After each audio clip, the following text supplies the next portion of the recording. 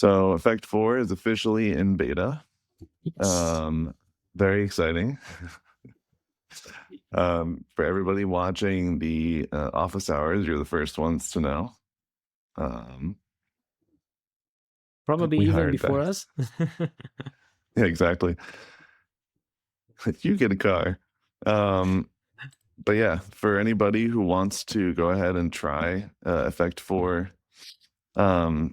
the beta release, you can go ahead and do it today. And we're going to spend office hours today basically chatting about the beta, what to expect, and we'll probably have a couple of streams where we talk about the Effect 4 beta, like Effect 4 in general, migration, all that sort of stuff. But yeah, this is very exciting. There's a blog post that you all can go read on the Effect website. But Effect 4 is kind of the culmination of more than, I think, 6 years. Mike can probably correct me if I'm wrong. More than 6 years of experimentation and feedback from the community and trial and error and failed ideas and things like that. And so we're super excited that we're finally able to get it into everybody's hands more properly. Obviously, we were publishing snapshots before while we were sort of in alpha, but yeah, we're now officially in beta and publishing to npm. But yeah, this is super exciting for us, and we're really excited to get this into your hands. Yeah. Can we drop links into the chat? Yes. Sorry. Yep. Let me.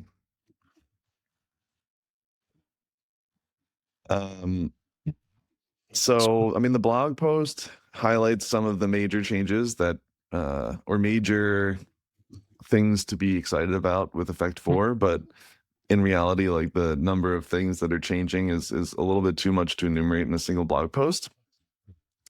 But we can kind of go through this, like what we wrote about, and then we can go through some other information, answer questions, etc., etc. But yeah, super pumped, very excited. Mattia, are you excited? Oh yeah, indeed. Also wanted to point out that maybe it could be interesting for next streams that if someone of you in the chat has maybe some effect snippets that are not sure how to potentially migrate or test v4 with, we could look into and see how they will look like with v4 for next times. It's a really good idea. Yeah. I think that we're probably going to dedicate office hours for the next several times for the foreseeable future to Effect 4 stuff. So yeah, that's a really nice idea, Mattia. If you guys start migrating and have questions or whatever, bring them to office hours and we can talk about it. But yeah, maybe we can like quickly run through this blog. I'm not going to read it to you, but we can go over like the highlights. So I mentioned this is kind of the culmination of years of feedback from the community. And it's not just feedback from Effect 3. It's like feedback that we've been accumulating since, I mean, Effect was made an open source project by Mike way back in the day. We're really excited about where V4 is going, and I think we'll talk about the long-term goals that we have for the project. But some of the things that you'll feel like right away as you start using Effect V4, we rewrote the core fiber runtime from scratch. It should have significantly lower memory overhead, faster execution, and much simpler internals. And so every Effect application using V4 should benefit from this immediately. Every Effect application should benefit from a faster fiber runtime right away. And because of this rewrite, we took the opportunity to also rewrite a number of other core Effect modules. So stream was rewritten from the ground up, channel was rewritten from the ground up, schedule was rewritten from the ground up, metrics were rewritten from the ground up. I'm trying to think of like other things that we rewrote from the ground up. There were a lot of rewrites that we did. But the rationale for that was that we wanted to simplify things and make things faster where we could, but we also saw a lot of opportunity for making effect smaller. So the effect v4 project is published, as most of you know at this point. Oh yeah, Schema. How could I forget Yeah. Schema? Oh my God. Julio literally Yeah. rewrote everything to do with Schema. Yeah. And it's so much better now. It's so cool what you can do It's with Schema insane. in v4. But yeah, so speed was certainly one thing we were really interested in tackling with v4. I mean, v3 is still a very fast runtime, but we knew we had work to do to make it faster. So we don't have specific v3 versus v4 benchmarks that we're publishing because we're not like super interested in that comparison. But for the benchmarks that we've done internally, and also I think Mike also showcased some of these like v3 versus v4 comparisons at last year's Effect Days, there should be like a substantial speed boost that you get just from using v4. And in some cases, like we were joking around that Tim refactored something to do with streaming. I think it was like buffering in streams or something like that, and it was 100 times faster than it is in v3. And so Tim was No way concerned it that was we actually correct. yeah, he was concerned that we actually broke something because of how And fast it is now. So yeah, concurrent streaming scenarios should be a lot faster. Anyway, we're really excited about the speed boost and the better memory overhead with the simpler fiber runtime. But the rewrite also made Effect a lot lighter in terms of like bundle size. So like one of the most common concerns about Effect for people who want to use it on the front end is the bundle size in general. People have been like concerned about how big Effect is as like a package.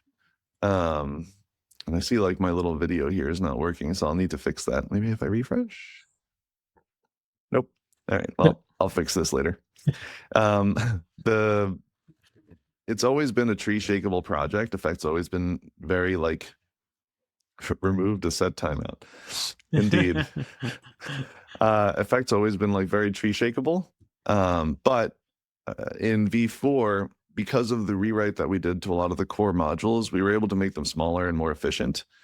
So a minimal program in Effect using Effect, Stream, and Schema, for example, which is like, I feel like most applications will probably be incorporating at least Effect, Schema, and maybe Streams.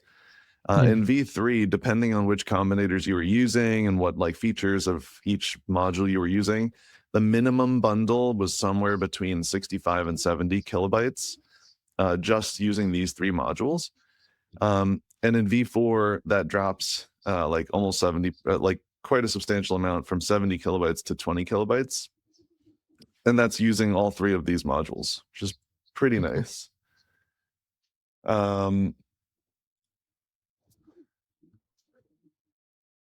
So, sorry, I'm just making sure that streams are still working, and my Mac just did like a weird screen flicker.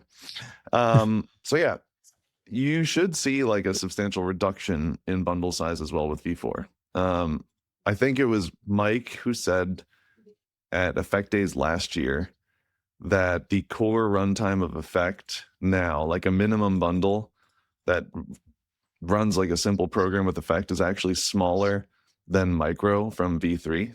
So I think that what you're going to see is Effect will be much more feasible for the front end use case.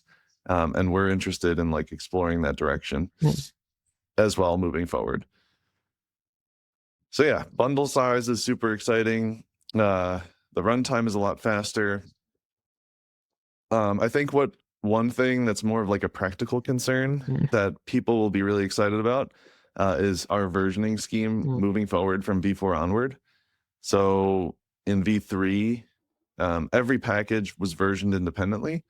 And we made that decision like for practical reasons. Like the idea was that we didn't want to have package updates going out when there were no changes to a given package. But what we learned over time is that nobody really cares about that.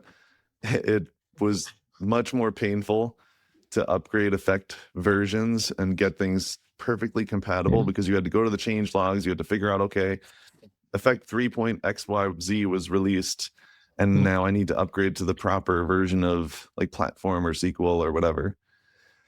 And so in V4, that's all over. We decided to make all effect ecosystem packages share a single version number, and release them all together.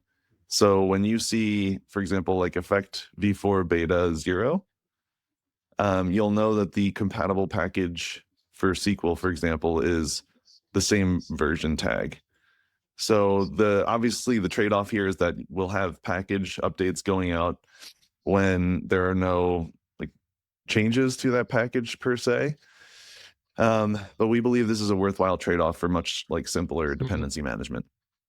And kind of going along with this, many of the previously separate and disparate packages have been consolidated into effect. So things that were spread across like effect platform, RPC, cluster, blah, blah, blah. We've now consolidated all of this directly into the effect package. So for those of you who've been following effect v4 development, you'll notice that we have like an unstable directory in effect. So you can import from like effect unstable. And that'll give you access to unstable modules, which I'll go over in a second. But there are still going to be separate packages for things that are platform or provider or technology specific. So things like the platform packages are still separate. The individual SQL drivers are still separate. AI provider packages are still separate, although the core AI SDK is now like under the effect package. So long story short, not only is like should versioning get a lot easier for folks using effect in v4, but like you'll have a lot less packages to install. You should have a significantly lower number of packages you need to install. And the idea here is like all the core abstractions live in effect. Things that are agnostic of the technology you're using live in effect. And then the specific implementations that you want to connect to will live in their own packages. And I kind of mentioned this like unstable modules thing. In effect, v4, we introduced the concept of unstable modules. And the idea here is that we can actually publish functionality. Oh, Dylan's rating with a party of folks from his channel. What's up, Dylan viewers?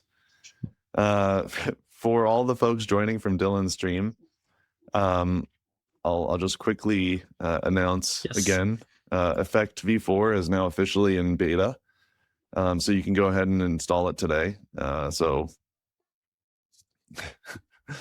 Dylan is right. 8 months of pure grit, love, and commitment. It was more than 8 months.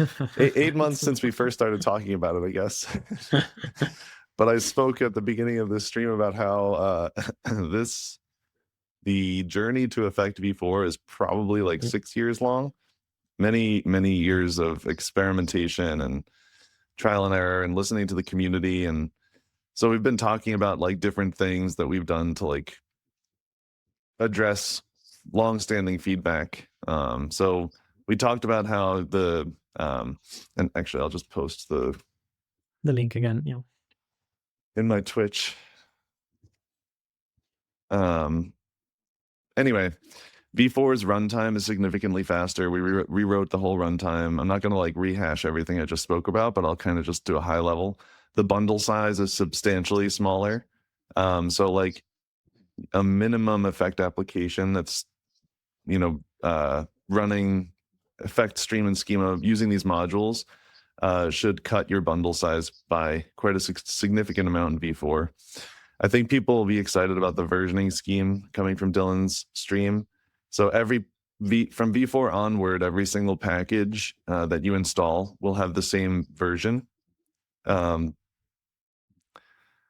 Mike is right. He said it was going to be stable by the end of summer, but we didn't say whose summer. So Tim's summer is just drawing to a close. Remember, Tim is in the southern hemisphere. So, so anyway, yeah, you should.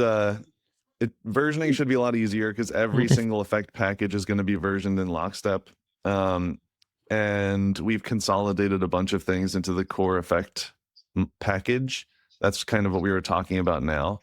is that the only packages that'll remain separate are things that are like the specific implementations of Mm. things that live in the core package.